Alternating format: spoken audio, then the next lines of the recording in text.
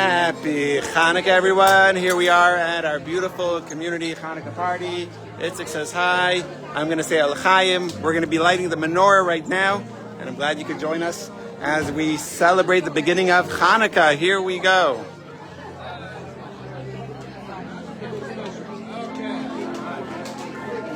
Let me just show you what's happening here. We've got some Hanukkah songs being played, and we are ready to begin. Here we go.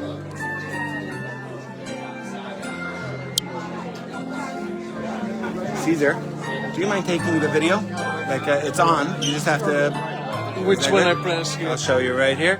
I'm not familiar with this camera, by the way. Oh, it's Facebook. So Send. all you have to do is just face it. You don't have to press anything. Just. Oh, just okay. It is already on. Okay. When you light the candle.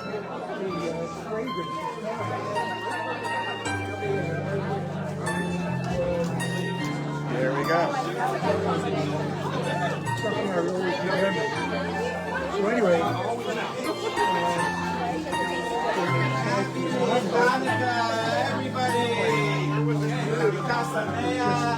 we're so thrilled to be able to bring in Hanukkah together as a community. Happy Hanukkah, everybody! Happy Hanukkah! We're thrilled to celebrate together. We'll be lighting the menorah now.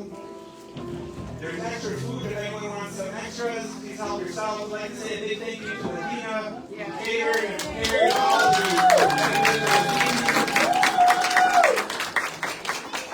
I'd like to welcome my father-in-law and mother-in-law, my in-laws, Adina's parents, who just came to town.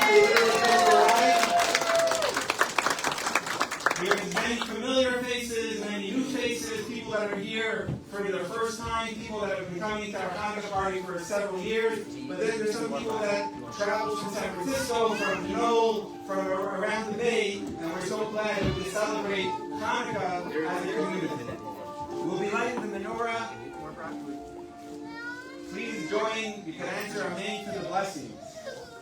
Baruch atah Adonai Eloheinu melech haolam asher kiddeshanu b'mitzvotav v'tzivanu lehadlik ner shel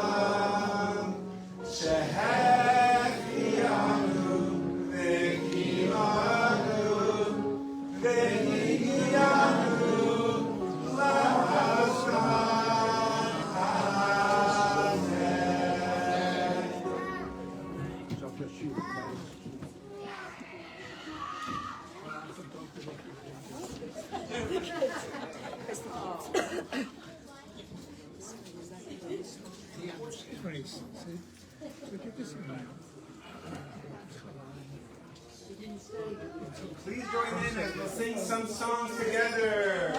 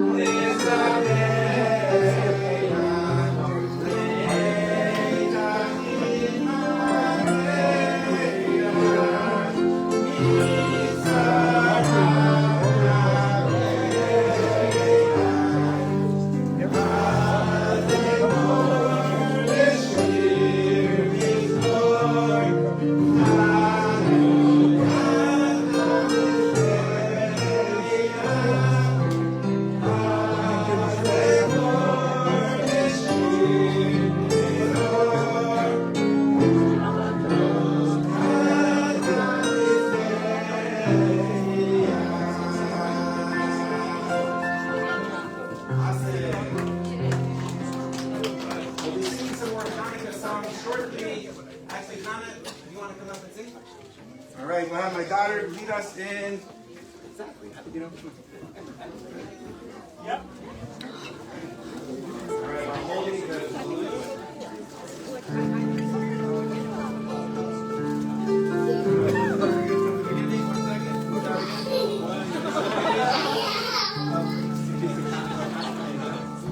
Okay, we'll sing the dreidel song.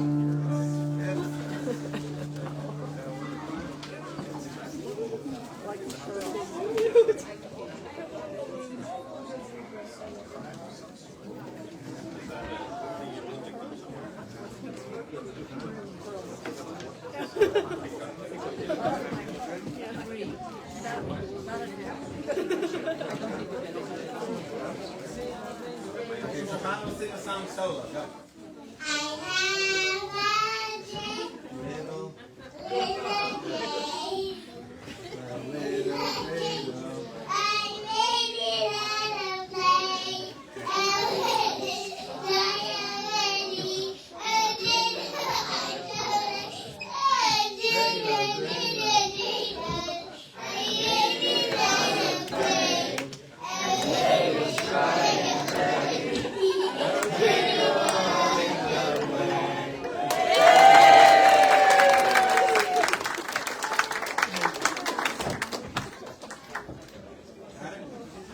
All right, ladies and gentlemen, as we kindle the first flame of our menorah and we welcome in Hanukkah together as a community,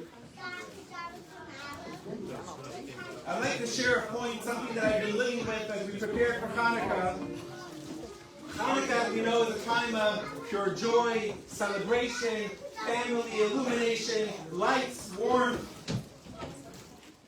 And there's a point that I want to share with you tonight.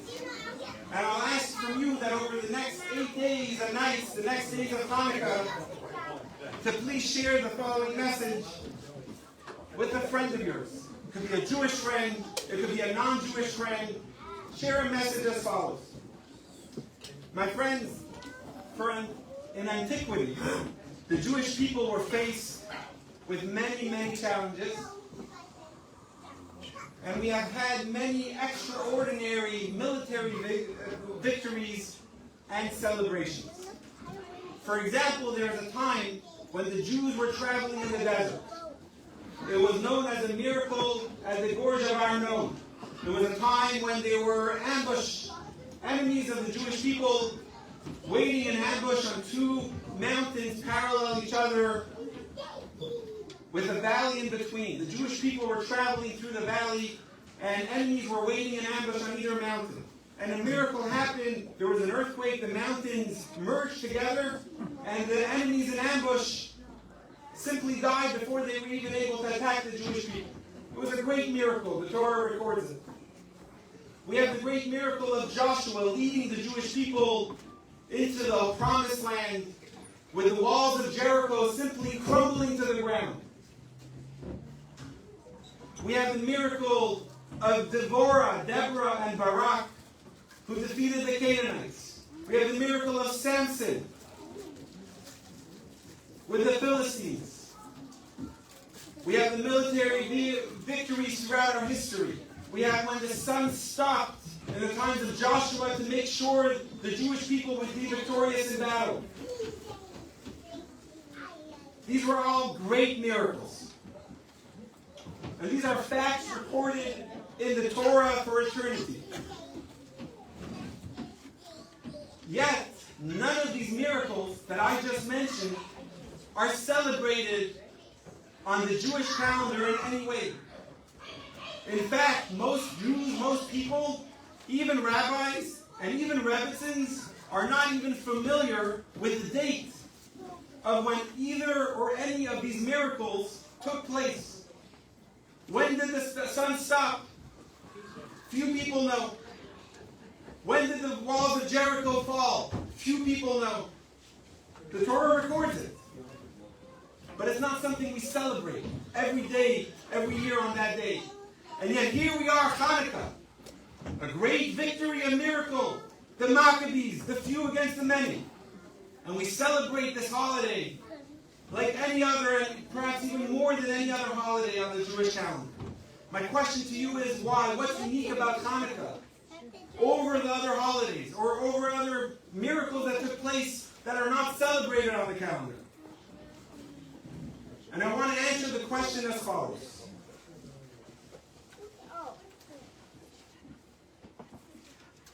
The Talmud, which is on the shelf over there, it goes through each holiday throughout the Jewish year. It talks about even Shabbat. There's an entire tractate of 127 pages that talks about Shabbat. It tells you the intricate details of how to keep Shabbat. It tells you what a private domain is, what a public domain is, what you can and cannot do on Shabbat. And yet it doesn't tell you why we celebrate Shabbat. It doesn't say that because God rested on the seventh day of creation, we rest as well. There's an entire tractate of Passover called the Tractate of Passover, Psachim. And it tells us all the intricate details of the Paschal lamb and all the intricate details we need to know about leavened bread and chametz in our home. But it doesn't tell us why we celebrate Passover. The Torah tells us, but the Talmud skips it over. And the same is with every holiday. But when it comes to Hanukkah, the Talmud asks, my Hanukkah, what and why? What is Hanukkah all about? Why do we celebrate?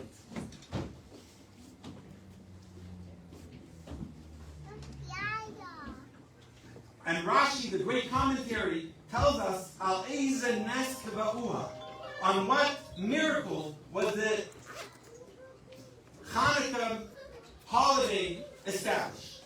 What happened that we celebrate Hanukkah? And the Talmud continues and tells us, because when the Maccabees won the war, we came into the temple and only found defiled oil. We had oil for the menorah, but it was all impure. The Greeks impurified, defiled our oil. And we searched and we found miraculously a jug of pure olive oil with the seal of the Kohen Gadol, and we lit it.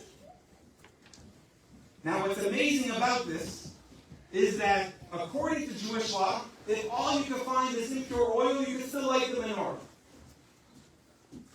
But the Jewish people entering the temple, the Maccabees at that time, they realized we can't just light the impure oil. The defiled oil that the Greeks did in our temple, it wasn't about grime or dirt or dust or rust. It was defiled because they wanted to impurify the heart and soul of the Jewish people. The Greeks were fine with us celebrating, being Jewish, eating latkes even. But they were trying to take the soul away from the Jewish people. They were trying to take the purity of why we do things away from us. They said, celebrate, be Jewish, but do it in a secular way. Do it because we all have our traditions. Don't do it because of God. Don't do it because God wants us to honor these days. So that's why they impurified our oil, because they said you can light the menorah. Just do it in an impure way. And that's where the Maccabees, the Jewish people entering the temple, said, no, we're not going to allow the impure oil to be lit. Because we may have won the battle, but we would have lost the bigger picture of what the Greeks were trying to do. They would have still been victorious. The Greeks were fine with us fighting for self-determination. And the Maccabees were saying that's not what we're fighting for. We're fighting for the very soul, for the purity of being a Jew. So we didn't just fight to reestablish ourselves in our homeland. We did that too. But we fought more to express our faith, to kindle the souls with purity. And that's why when the Maccabees came into the temple, they needed to find that pure oil to remind us, and for years to come, of the purity of our soul. Not to get caught up and lost in the world around us. It's about that purity. So friends, a lot of Hanukkah is about spreading the miracle, spreading it to the outside. In fact, in every supermarket you go in Novato, the two Safeways, harvest market, nugget market, you'll find a 6-foot menorah put up by our community in order to remind people about the holiday and the miracle. But as the Talmud tells us, it's ish ubeito. It's meant to be at our home, in our home, by the window, by the door, but in our home. So friends, I ask you to bring that purity home tonight and to bring that miracle of Hanukkah, that pure oil that the Maccabees fought for. More than just the war, they fought for that oil, to make sure it was pure. So the purity of our soul, that tonight is kindling brightly, may us take that into our home and bring more of that purity, whether it's a Shabbat dinner or a kosher kitchen, whether it's about praying in the morning or Shema in the evening, or a Torah class that you could hop on Zoom, or with your spouse, to find a way to bring that purity in your home, and from there, to emanate it out to the world. Happy Hanukkah. A reminder of upcoming beautiful events we have on Sunday, December 29th. We have our Menorah lighting in front of City Hall. We'd love for you to join. On the last night of Hanukkah, we have an adult latke cook-off. Last year was a lot of fun. We had incredible, creative latkes that were being cooked. If you are the chef type, you would love it. If you are like me that are not so much into cooking, you will love it even more because you get to just taste it and enjoy a lovely evening. That will be on the last night of Hanukkah. For those that have not yet had a chance to join our year-end Hanukkah campaign, we would love for you to be part of it and give a donation either on jewishnevada.com/light or come over to me after. With that, I'd like to give it over to Adina, who will share some words as well. Adina?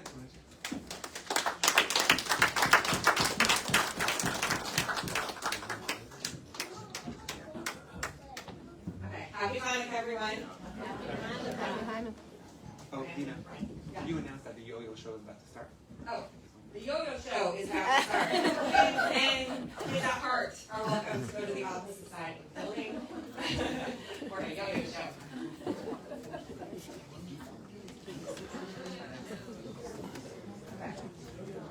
Okay, I'm going to share something that I shared already at our Women's Circle, where we made beautiful resin menorahs. Can I show yours? Absolutely. We made these beautiful standing resin menorahs. And so if you were there, then you already know what I'm going to say. So you don't get to answer this question. But does everyone know that there was actually a heroine of the Hanukkah story? Yes, thank you. Very little known, but no less important, just because we, don't teach about it in third grade Hebrew school or whatever it is. But there is a heroine to the Hanukkah story, and her name is Yehudit. So we know Judah, the Maccabee, and his brothers, and how they all rose up and fought against the Greeks. They had an aunt named Judith, Yehudit. And she was really the one that started the victory for the Jewish people. I want to say that what the Greeks did, what they wanted, was very different. Throughout history, we had the Babylonians wanted to annihilate us. The Nazis wanted to annihilate us. Hamas wants to annihilate us. The Greeks did not want to annihilate us. That was not their aim. They wanted to spiritually annihilate us. They weren't after our bodies, they were after our souls. They wanted us to assimilate. They wanted us to become like the Greeks. They wanted us to only learn parts of the Torah that were like academia, not anything connected to God. They forbade all the mitzvot that were just purely godly related, connection with God, like the Brit Milah, circumcision, is a covenant with God.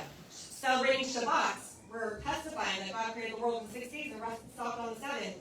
They forbade that.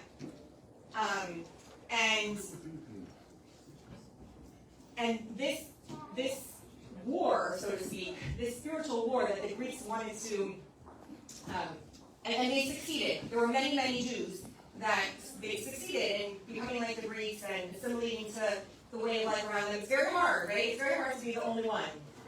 And so we have this small group of Maccabees that stood up. Their aunt, Yehudit, she actually put on her most beautiful clothing, and her most beautiful jewelry, and her most beautiful perfume, and she went to the tent of the Greek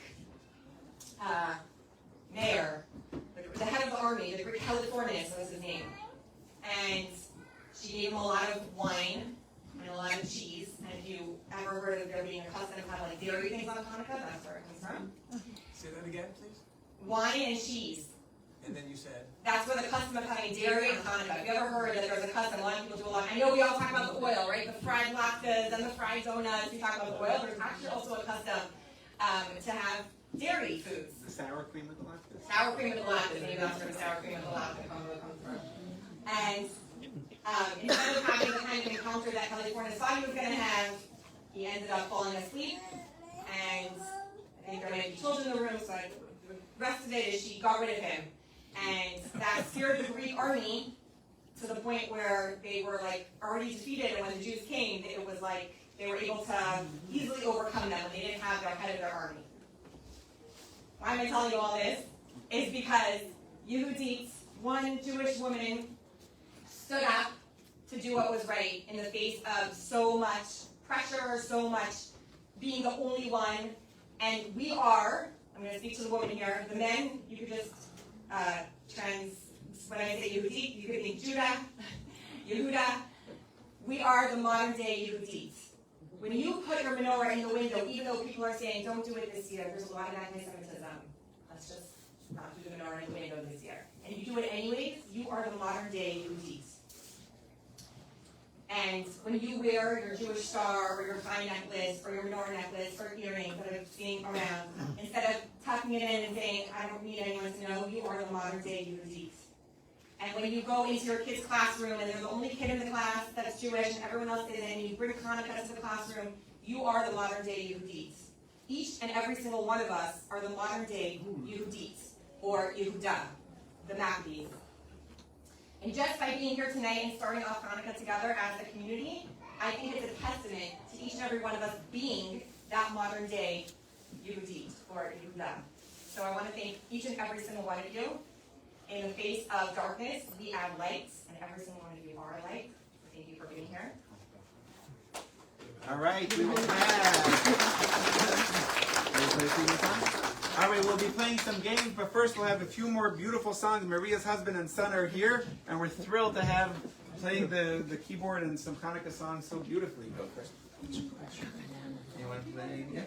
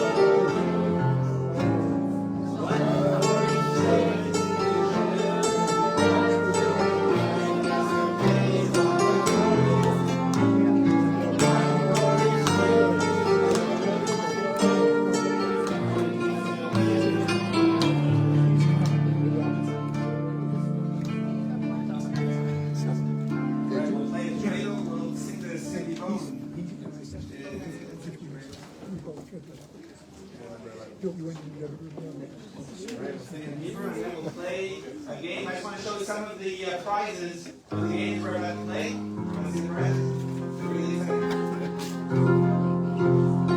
Favorite prize is actually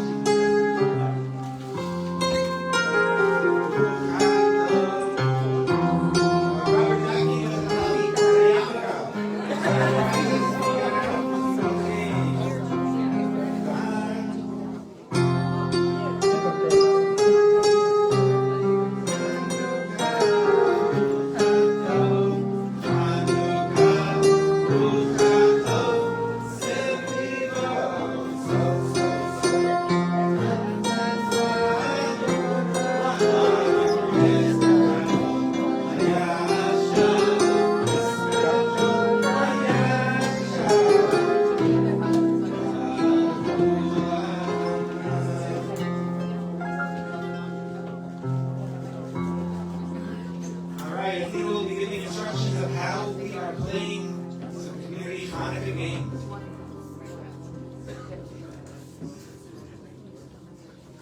Okay.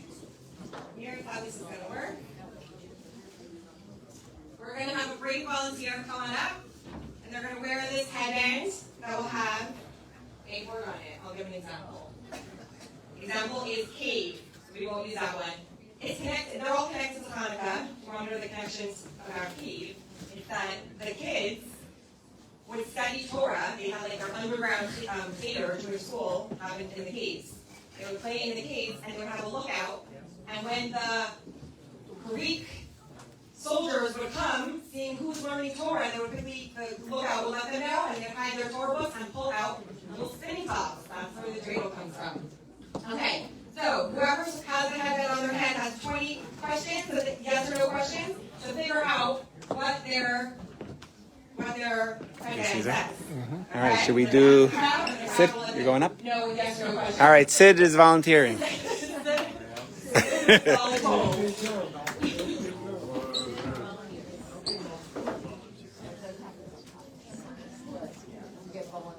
Oh, and hi Debbie, hi Tara, hi Baruch, hi Jennifer, hi Etty, hi Tzahal. While we're getting ready, Sam, do you mind standing up, Sam?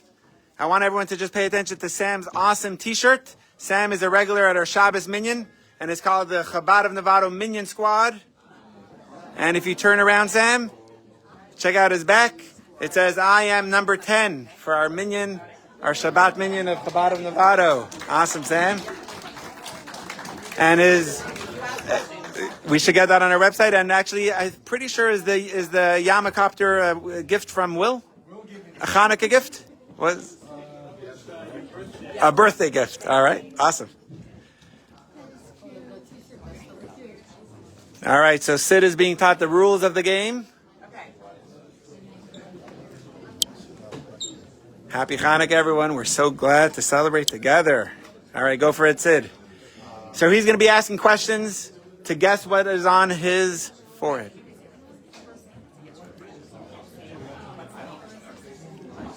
Oh, there's rules. Okay, got it.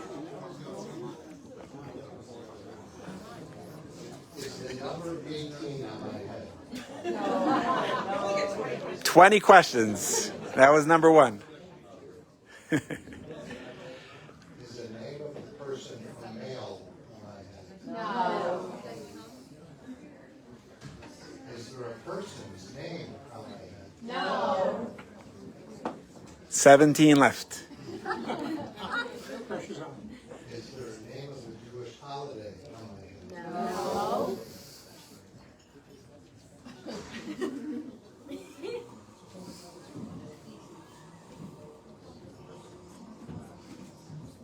Is there a number